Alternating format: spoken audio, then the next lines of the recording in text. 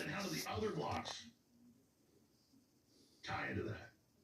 Well, since I mentioned Pollard talking about nuclear blackmail, see him bragging about it right here. Admit this, we are now feeding our enemy. I mean, this has never happened in history before, and you have to ask why. And I don't want to hear this business that it's consistent with Jewish morality. It isn't. Anybody saying that doesn't know anything about Jewish morality at all. Well, let me bring you back to October 1973, during the Yom Kippur War, when Henry Kissinger instituted an arms embargo against us. And what happened? What happened was an A-4 Skyhawk was parked at Tel Nof Air Base with some interesting weapons under its wings. And we told the Americans, take your eye in the sky and take a good look at the airplane that's on that runway. And the next day, the airlift started to Israel.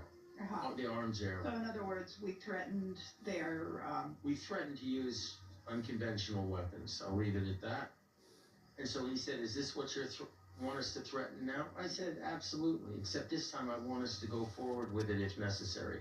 If they think we're bluffing, we go forward with it. Look, as far as I'm concerned, when we are faced with an existential threat, we have the right to use any and all weapons in our disposal to eliminate that existential threat.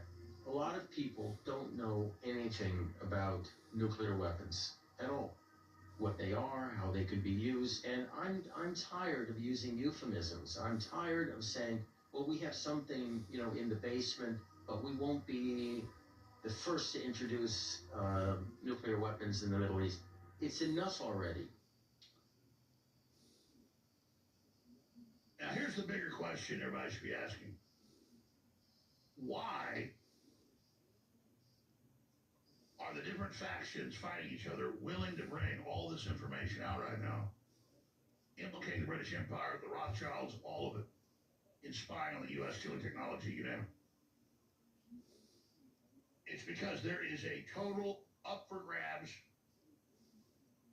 free-for-all going on to decide who's going to get control of the future, because the Chi-Coms double-crossed the last 16, 17 years, the globalist arm. They weren't supposed to expand militarily. They were supposed to have all the rare earth mineral and all the development.